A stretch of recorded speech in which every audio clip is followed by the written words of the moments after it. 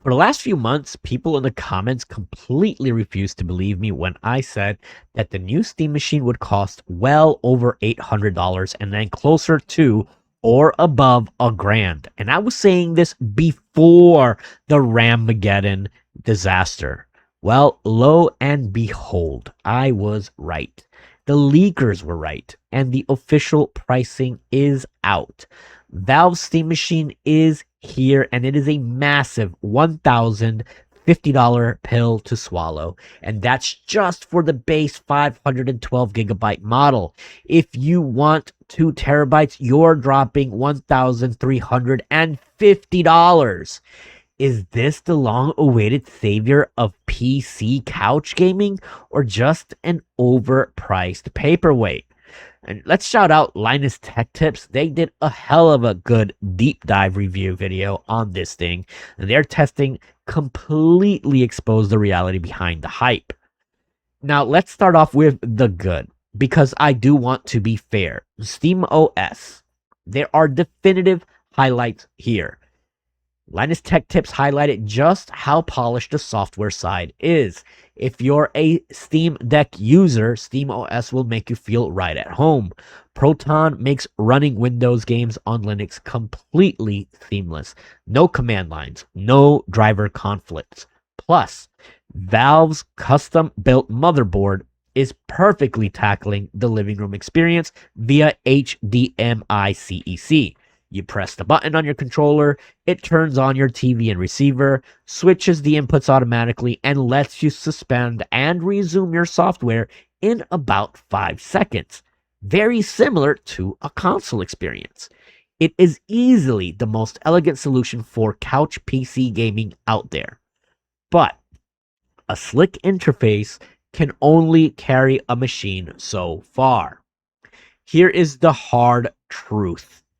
The specs inside this box do not even come close to justifying a $1,000 price tag. We are looking at a semi-custom Zen 4 CPU and a repurposed Navi 33 GPU with 8 gigabytes of VRAM. If that sounds familiar, that's because these are essentially mid-tier laptop chips from 2023. And if that was what Valve was just going to tell us, then great. But Valve promised 4K gaming at 60 frames per second. What they actually meant was running newer titles on low settings with FSR cranked up so high that you're essentially upscaling a blurry 720p image to fit your nice 4K TV. Oh, I've got a console right now that does exactly that. Try turning on ray tracing in a game like Cyberpunk 2077, and you are looking at an unplayable 15 frames per second at 1080p. It is honestly embarrassing when you look at the competition. Look at Nintendo Switch 2. It is a significantly less powerful machine at half the price. Yet, because developers built an optimized version of Cyberpunk for it, the Switch 2 offers a more fluid, reliable experience than Valve's premium box. How do you charge well over $1,000 for a machine that gets outclassed in optimization by a tablet hybrid console? And don't even get me started on the PS5, which gives you better performance for hundreds of dollars less. I'm not talking about the PS5 Pro, just the regular PS5.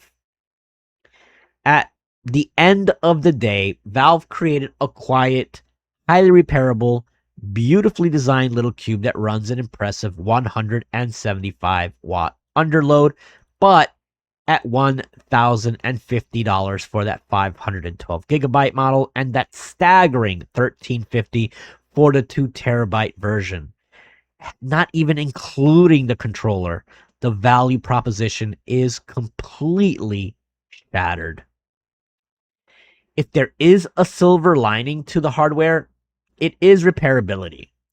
Valve partnered with iFixit, meaning you can easily open this thing up and upgrade the RAM and swap the SSD yourself. So, who is the Steam machine actually for? I wanted this device to be that thing that finally brought an affordable PC gaming experience to the mainstream living room. But instead, Valve has delivered an enthusiast priced machine with budget tier performance. I'm sorry, I know they blame component shortages for the price hike, but you can go build your own PC and rig. And if you are okay with getting a secondhand GPU, this value proposition is completely broken. You can get a machine that outperforms this for 700, 750, $800. It's going to sell out, of course. There's going to be that initial Valve Steam fanboy that's just going to jump on this, and they're going to, it's going to run through its initial sell through no problem. Mostly to Valve diehards and scalpers, of course, who are hoping to make a quick buck. Honestly, I hope the scalpers get stuck holding the bag forever. Because for everyone else, I say save your money, build a custom rig, buy a console, or just stick to your Steam Deck. Thank you for joining me here at Star Flag Media. I don't know why Valve didn't subsidize this hardware like they did with the Steam Deck, because it shows. This isn't a mainstream living room revolution. It's an enthusiast price box with mid-tier performance. It will certainly sell to the Valve diehards. Just keep your money.